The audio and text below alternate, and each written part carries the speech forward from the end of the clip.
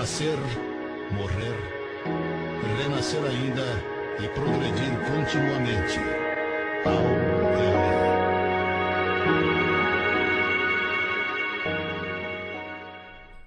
Bem, amigos do site A Voz do Espiritismo, nós estamos fazendo uma homenagem hoje ao Dia das Mães, uma palestra realizada no Centro Espírita Luz e Fraternidade de Araçatuba, São Paulo, por Paulo Sérgio Perry de Carvalho.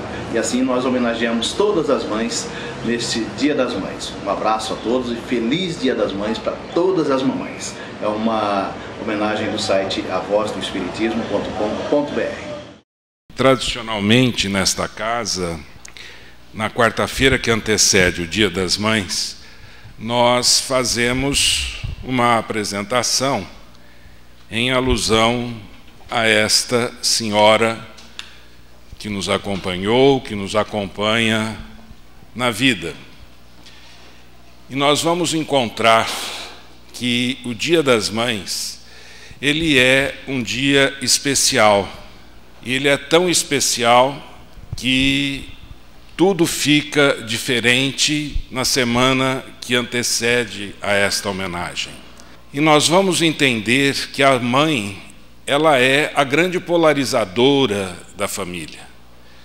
Nos últimos séculos, onde a família deixou de ser paternalista, onde a mãe ela tinha uma função extremamente restrita para todo o amor que ela tinha e tem ainda, que era tomar conta dos afazeres domésticos e apenas cuidar da sua prole, alijada de toda e qualquer atividade fora de sua casa, nós vamos ver que nos últimos séculos, e basicamente a partir da Revolução Industrial, nós tivemos uma mudança desse cenário, onde a mulher passou a fazer parte da sociedade e parte de uma forma ativa.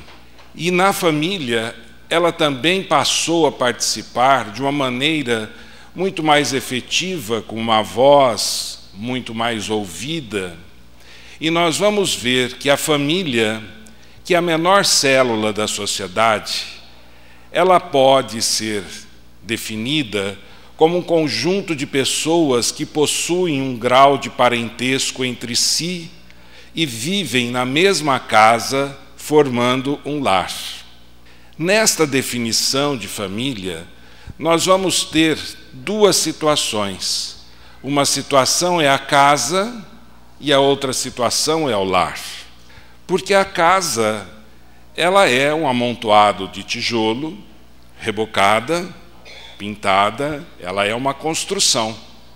Mas um lar já é diferente. O lar, ele tem um sentimento. O lar, ele tem uma afeição. E nós vamos ver que dentro dessa família, nós vamos ver que as pessoas possuem esse grau de parentesco entre si. E nós vamos olhar nos catálogos de sociologia e vamos encontrar a família nuclear, que é aquela família elementar, que todos mundos conhecem, pai, mãe, filhos. Mas também nós vamos encontrar a família estendida, a família que abrange também os parentes mais próximos, que em alguns agrupamentos familiares também é comum de acontecer. Nós vamos ter a família mais coletiva, a família que faz parte da comunidade. Nós vamos ter as famílias consideradas hoje e cada vez mais frequente no mundo, intitulada pela sociologia de família arco-íris, e assim sucessivamente. Nós vamos encontrar uma classificação bastante grande de família. E nós vamos ver que a família, ela é algo que nós devemos valorizar. Nós devemos apertar esse laço, porque é justamente na família que nós nos alimentamos, do ponto de vista energético. Na nossa necessidade, nós buscamos a família. A família é o grande porto seguro de nossas almas. Nas nossas andanças, nas nossas peripécias, sempre nós temos o respaldo da família a nos levar novamente para o caminho correto.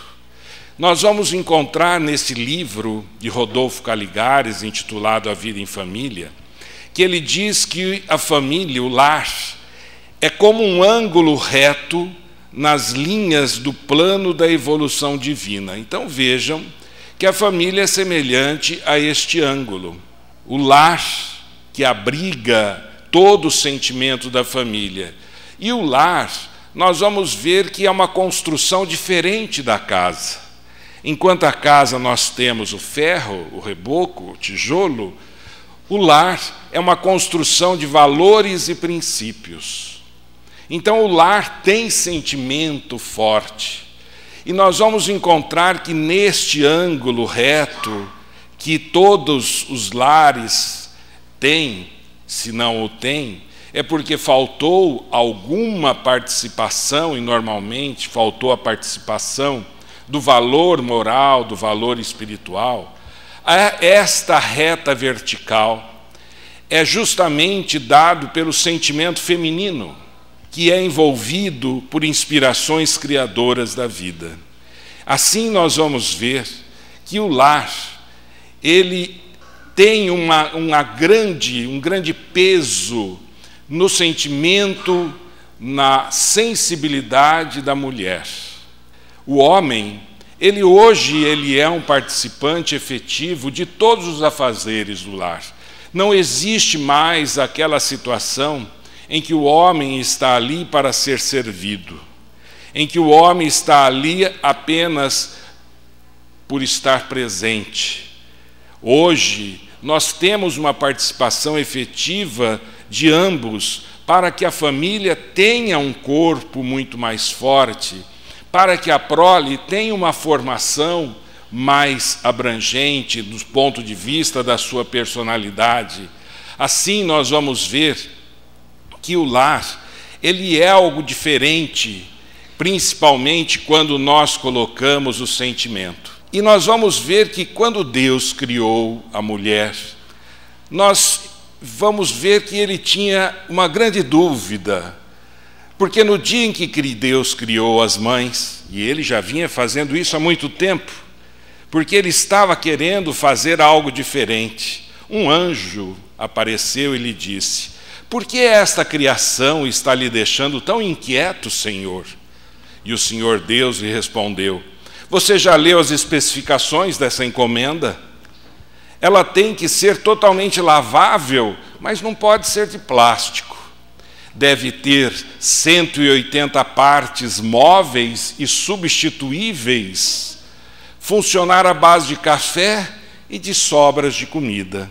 Vejo que Deus estava numa enrascada, porque a ele foi encomendado construir todo o biotipo de uma pessoa que teria atributos diferentes.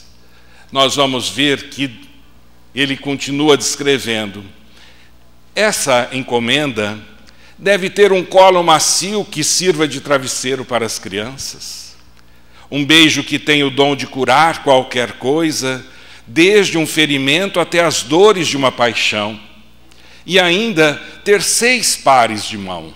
O anjo balançou lentamente a cabeça e lhe disse: 6 pares de mãos, Senhor? Parece impossível, mas o problema não é esse, falou o Senhor Deus. E os 3 pares de olhos que essa criatura tem que ter. O anjo, num sobressalto, lhe perguntou: e tem isso no modelo padrão? O Senhor Deus assentiu. Um par de olhos para ver através das portas fechadas, para perguntar o que as crianças estão fazendo lá dentro, embora ela já saiba o que eles estão aprontando. O outro par, na parte posterior da cabeça, para ver o que não deveria, mas precisa saber, e naturalmente os olhos normais, capaz de consolar uma criança em prantos, dizendo-lhe: eu te compreendo e te amo. O anjo mais uma vez comenta com Deus: Senhor, já é hora de dormir. Amanhã é outro dia. Mas o Senhor lhe explicou: não posso. Já está quase pronta. Já tem um modelo que se cura sozinho quando adoece, que consegue alimentar uma família de 6 pessoas com meio quilo de carne moída e consegue convencer uma criança de 9 anos a tomar banho. O anjo rodeou vagarosamente o modelo que estava sendo feito por Deus e disse: é muito delicada, Senhor. E o Senhor Deus, entusiasmado, disse: mas é muito resistente.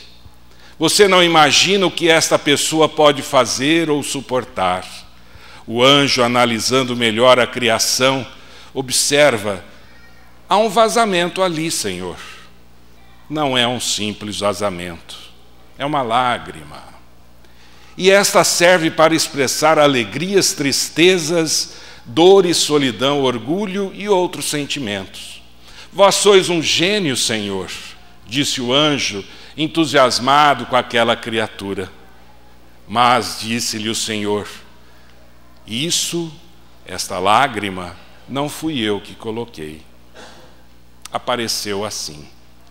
É justamente por essas características que a mulher, ela tem uma função totalmente diferente e ela recebe essa homenagem tão especial. Muito embora outros também recebam em alguns feriados aí que nós temos, alguns domingos festivos. Mas o Dia das Mães é diferente. E nós vamos ver que o Dia das Mães, ele não surgiu recentemente. Quando nós olhamos a história, nós vamos ver que na Grécia Antiga, nós já tínhamos as comemorações na época da primavera, em honra a Réia, que era a mãe dos deuses, dentro da mitologia grega. Mas ali já era lembrado, na Grécia Antiga, uma homenagem que deveria ser feita às mães. Quando nós lembramos da Roma Antiga, nós também vamos encontrar as festas comemorativas às mães, que eram dedicadas a Cibele, considerada pelos romanos politeístas da época, 250 anos antes de Cristo, a mãe dos deuses romanos. Então vejam que desde a Idade Antiga já havia o entendimento dessa mulher especial dentro do lar, dentro da família.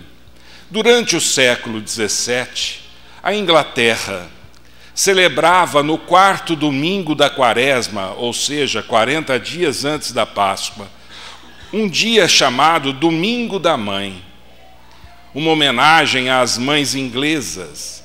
E era justamente uma oportunidade que os trabalhadores do sexo masculino tinham para voltar para os seus lares, do trabalho que eles desempenhavam, distantes de suas famílias. Era a oportunidade das mães reverem os seus filhos, reverem seus maridos. Então nós vamos ver que também no século XVII já tentava-se fazer algo em favor desta homenagem. Mas nós vamos ver efetivamente esta homenagem se concretizando na sociedade em 1872, com a iniciativa desta senhora chamada Julia Howe, onde ela organizou em Boston, nos Estados Unidos, um encontro de mães dedicado à paz. Esta iniciativa, ela não foi adiante, mas nós vamos encontrar em Ana Jarvis, aquela que é considerada a mãe do Dia das Mães. Ela morava no estado da Virgínia Ocidental. Nasceu em uma cidade desse estado chamado Webster, e logo criança ela se mudou para Grafton. E ela perdeu a sua mãe. E nós vamos ver que nos Estados Unidos a criação do Dia das Mães começou a tomar o corpo a partir exatamente de uma iniciativa de Ana Jarvis em maio de 1905, nesta pequena cidade do estado da Virgínia Ocidental. A ideia que ela teve foi justamente de fortalecer os laços familiares e fortalecer o respeito aos pais. Para Ana, a data teria um significado mais especial, homenagear a própria mãe, Ana Maria Reeves Jarvis, que havia falecido naquele mesmo ano. A primeira celebração oficial do Dia das Mães aconteceu somente 2 anos depois, em 1910, quando o governador do estado da Virgínia Ocidental, William Glasscock, incorporou o Dia das Mães ao calendário das datas comemorativas desse estado. E em 1914, 4 anos depois, o então presidente dos Estados Unidos, o presidente Wilson, unificou a celebração em todos os estados, estabelecendo que o Dia Nacional das Mães deveria ser comemorado sempre no 2º domingo de maio. Ana Jarvis, para presentear as mães, já que não havia todo este envolvimento e este apelo comercial que nós temos nos dias de hoje, definiu que o cravo branco seria o símbolo da maternidade. E para Ana, a brancura do cravo simbolizava pureza, fidelidade, amor, caridade e beleza. E durante os anos que sucederam, Ana enviou mais de 10.000 cravos para as mães com o mesmo propósito. E aí, nós vamos ver que, para sua tristeza, já começou a haver a comercialização, a exploração do comércio dos cravos para o futuro. Ana desencarnou em 1948, aos 84 anos. Ela recebeu cartões comemorativos vindos de todo o mundo, mas ela jamais chegou a ser mãe. No Brasil, o primeiro Dia das Mães brasileiro foi promovido pela Associação Cristã dos Moços de Porto Alegre, no dia 12 de maio de 1918. E somente 14 anos depois, em 1932, é que o presidente Getúlio Vargas oficializou o dia como um dia destinado a homenagear as mães. E quando a gente fala em mães e fala no amor das mães, nós poderíamos perguntar: será que esse amor não acaba? Será que o amor de mãe não perde a sua validade? E aí, no Livro dos Espíritos, nós temos uma questão 890 que Kardec pergunta aos espíritos: será uma virtude o amor materno ou um sentimento instintivo, comum aos homens e os animais? E os espíritos respondem: uma e outra coisa. Ou seja, é uma virtude e também é um sentimento instintivo. A natureza deu à mãe o amor a seus filhos no interesse da conservação deles. No animal é racional. Porém, esse amor se limita às necessidades materiais e cessa quando desnecessário se tornam os cuidados. É só nós olharmos o que acontece com os animais. Enquanto a cria dos animais não é capaz de subsistir por si só, na busca do alimento, na busca do abrigo, a mãe, a fêmea, ela toma conta e procura unir toda a sua prole em volta de algum local que seja, ao mesmo tempo, abrigo e, ao mesmo tempo, fonte de alimentos. No ser humano, nós vamos ver que este amor persiste pela vida inteira e comporta um devotamento e uma abnegação que são virtudes. E nós vamos ver que isso acontece desde a gestação, onde a mulher muda totalmente tanto o seu lado endócrino, como também a sua personalidade. Nós vamos ver a preocupação dela totalmente diferente, com o feto que está em desenvolvimento no seu ventre. Após o nascimento, quantas mães, somente pelo abraçar, somente pelo querer a melhora do filho, nós não temos a recuperação gradual e efetiva de enfermidades naquela criança. Na criança, na idade infantil, o amor, a dedicação da mãe é sempre presente, desde a ordem para tomar banho, como aquela criatura criada por Deus, ordenando a necessidade de tomar banho, ordenando que ele deva estudar, ordenando que ele deva dormir, mas fazendo tudo isso com um sentimento, com a preocupação de que aquela criança tenha o melhor para ela.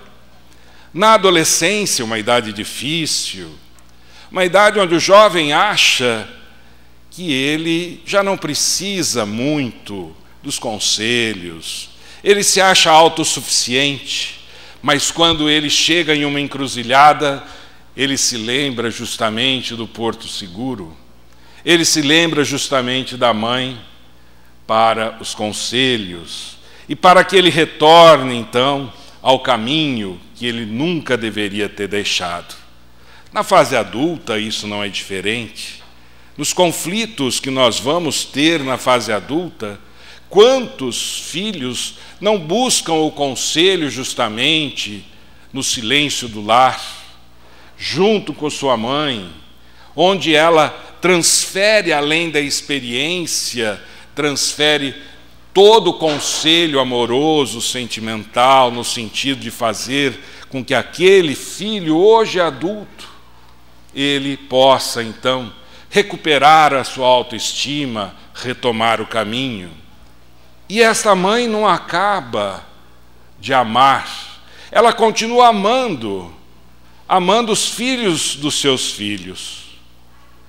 Na condição de vó, nós vamos ver que ela continua a dedicar a atenção, continua a dedicar todo o amor àquelas crianças que ali estão. E segundo dizem, a avó é a mãe duas vezes. É a mãe que olha as duas condições de ser mãe de uma mãe e de ser avó ou mãe em dose dupla do seu próprio neto. Mas nós vamos ver que esse amor não para aí.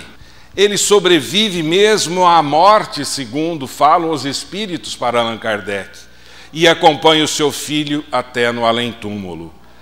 Quando o filho, onde ele já não tem mais a presença da mãe, para lhe orientar, a mãe desencarnada, em suas preces apelativas, em suas preces de pedido, ela vem e oferece o carinho e oferece toda a energia e muitas vezes a orientação espiritual para aquela criatura que está carente de algum conselho.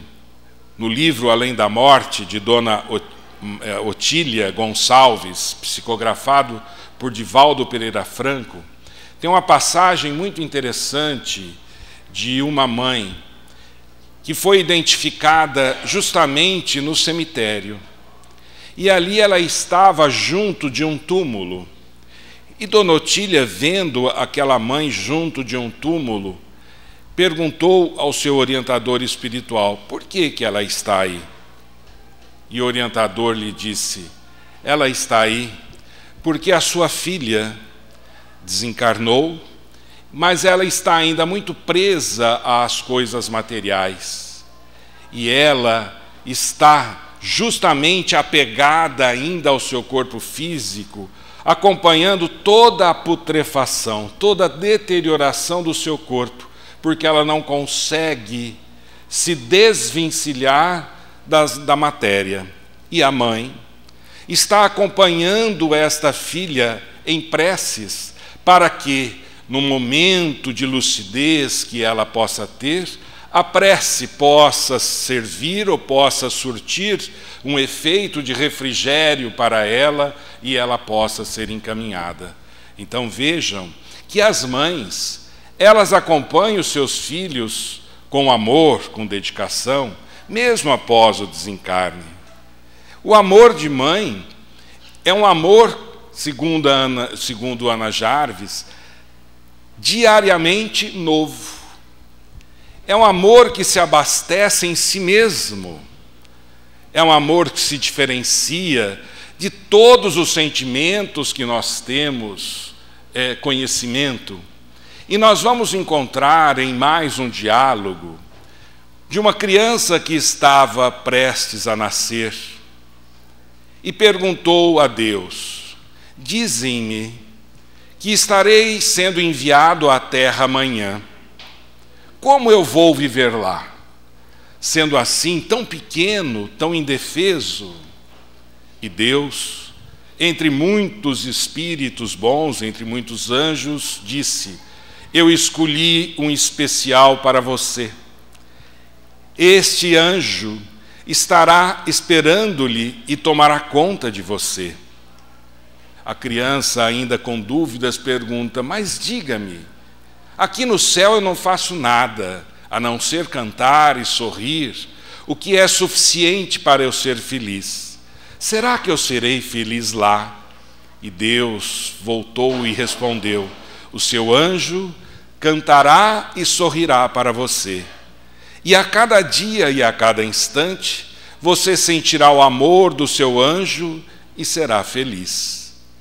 A criança, ainda com dúvidas, pergunta: como poderei entender quando falarem comigo, se eu não conheço a língua que as pessoas falam? Com muita paciência e carinho, o seu anjo lhe ensinará a falar. E o que farei quando eu quiser te falar? Perguntou a criança a Deus. O seu anjo ensinar-lhe-á a rezar. A criança ainda voltou a Deus e perguntou: eu ouvi dizer que na terra há homens maus, quem me protegerá? E Deus lhe respondeu: o seu anjo lhe defenderá, mesmo que signifique arriscar a sua própria vida.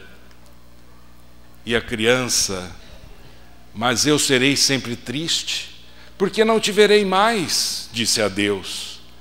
E Deus voltou e falou: seu anjo falará sobre mim, e lhe ensinará a maneira de vir a mim, e eu estarei dentro de você. Nesse momento, havia muita paz no céu, mas as vozes da terra já podiam ser ouvidas. A reencarnação já estava próxima de acontecer, quando a criança ainda apressadamente voltou-se para Deus e perguntou: ó Deus, se eu estiver a ponto de ir agora, diga-me pelo menos o nome do meu anjo. E Deus lhe respondeu: você chamará seu anjo de mãe. Que todos tenham muita paz.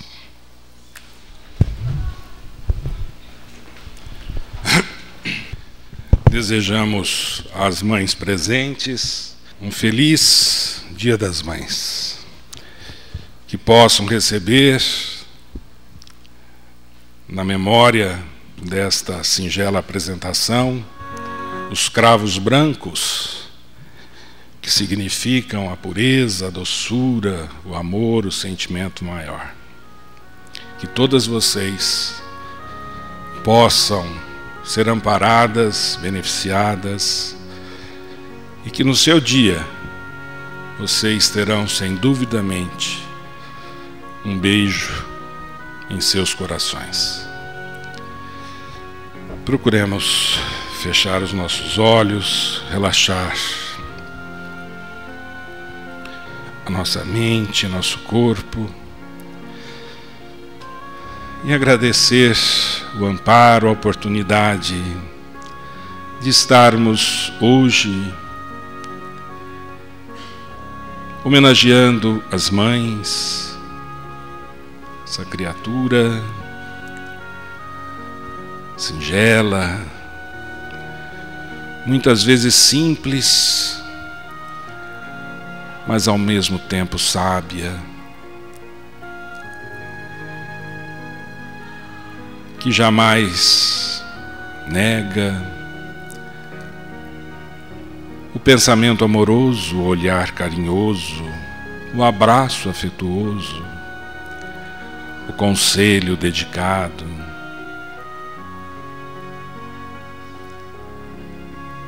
Mesmo quando criticada, não compreendida, perdoa, porque sabe que a crítica veio, muito provavelmente, da imaturidade de seus filhos,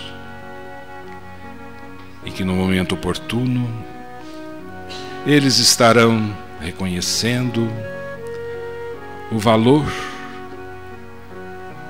principalmente quando se tornarem pais. Agradecemos, Mestre, pelas bênçãos que estamos recebendo e que estas bênçãos possam ser compartilhadas com pessoas internadas nos hospitais de nossa cidade. Procuremos mentalizar o Santa Casa, o Hospital da Unimed, o Hospital Santana, que esses locais sejam visitados por amigos espirituais e que eles possam levar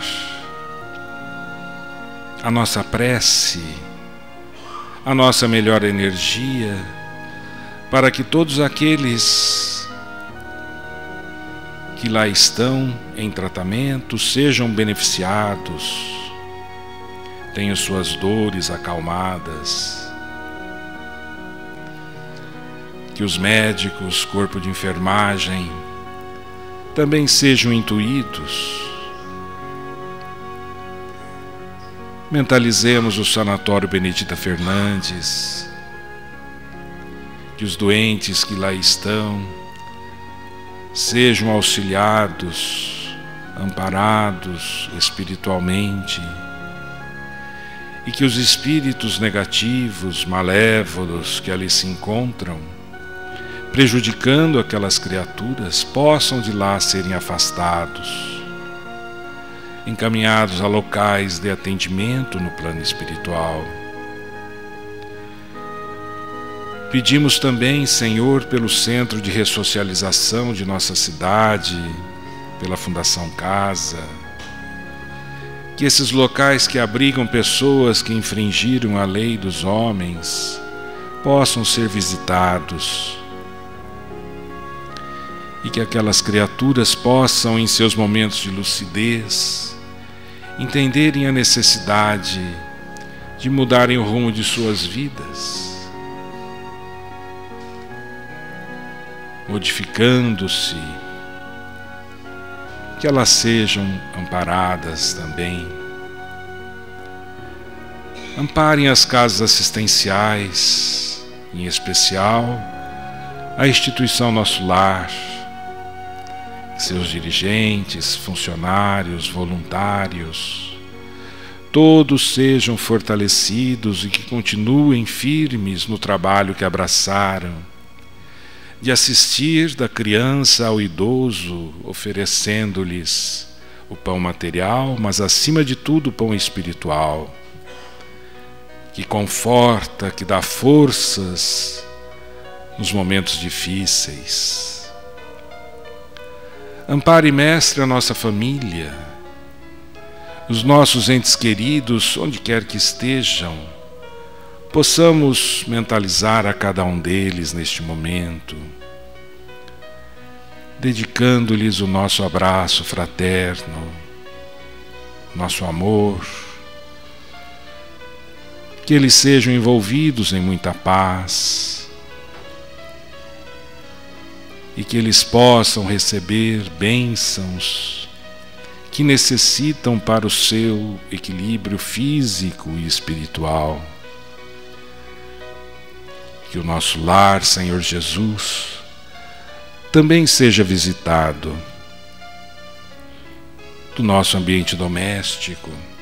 Sejam afastados espíritos negativos, isoladas energias negativas de pessoas encarnadas, e que possamos aproveitar a oportunidade deste reencontro na família para fazermos uma reengenharia de nossas almas, substituindo as dificuldades do relacionamento pela fraternidade, pela compreensão, pela solidariedade, pela tolerância. Que nós possamos, Senhor Jesus, aproveitar a encarnação que estamos tendo, valorizando os seus momentos e todos os seus encontros e reencontros. Ampare também as pessoas que nos deixam nomes e endereços. Sejam todas envolvidas, fortalecidas, conforme suas necessidades. E por fim, pedimos pelos espíritos desencarnados presentes que abram os seus olhos, despertando para a realidade em que se encontram. Vocês morreram, deixaram a matéria, desencarnaram. No entanto, continuam vivos em uma outra dimensão, na dimensão espiritual. Procure observar que mantém os seus sentimentos, suas emoções, suas lembranças. Muitos de vocês ainda não compreendendo muito a justiça de Deus, estão revoltados, magoados, com intenção de vingança. Mas procurem abrir os seus olhos. Vejam que vocês não são vítimas de nada. Na maioria das vezes, foram aos algozes, mas pela falta cometida, criaram uma energia ruim, tanto à sua volta, como na ligação que tiveram ou têm com as pessoas que prejudicaram. E isso faz com que vocês não tenham a condição de visualizar um mundo melhor. Vocês estão fechados dentro do seu próprio erro. Mas a vida, tanto material e principalmente a vida espiritual, ela prima pela prática do bem, pela compreensão da justiça de Deus como Pai e Criador. Aproveitem a oportunidade que estão tendo de abrir os seus corações, de observar à sua volta espíritos, amigos, espíritos familiares. Quantas mães não se encontram neste momento ao lado de vocês, suplicando a Deus que vocês abram os olhos, que vocês se sensibilizem e que reiniciem a jornada evolutiva. Tenham confiança em Deus. Aceitem os conselhos que estes amigos espirituais lhes oferecem. Recebam nossas preces e sigam deste local para locais de atendimento no plano espiritual, onde terão o esclarecimento, o remédio que necessitam. Levem as nossas preces e vão em paz. Pai nosso que estás nos céus, santificado seja o teu nome. Venha a nós o teu reino, seja feita a tua vontade, assim na terra como no céu. O pão nosso de cada dia Dá-nos hoje, Senhor. Perdoa, Pai, as nossas dívidas, assim como perdoamos aos nossos devedores. E não nos deixe cairmos em tentações. Livra-nos de todos os males, porque Teu é o reino, o poder e a glória para todo sempre.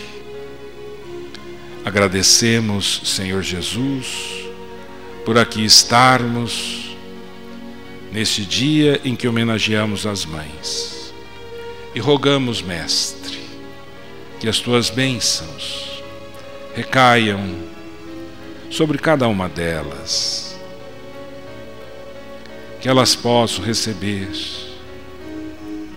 quer estejam encarnadas ou desencarnadas, presentes ou distantes, que elas recebam o nosso melhor presente, que é o pensamento amoroso e de gratidão, que nós sempre teremos, e que assim seja.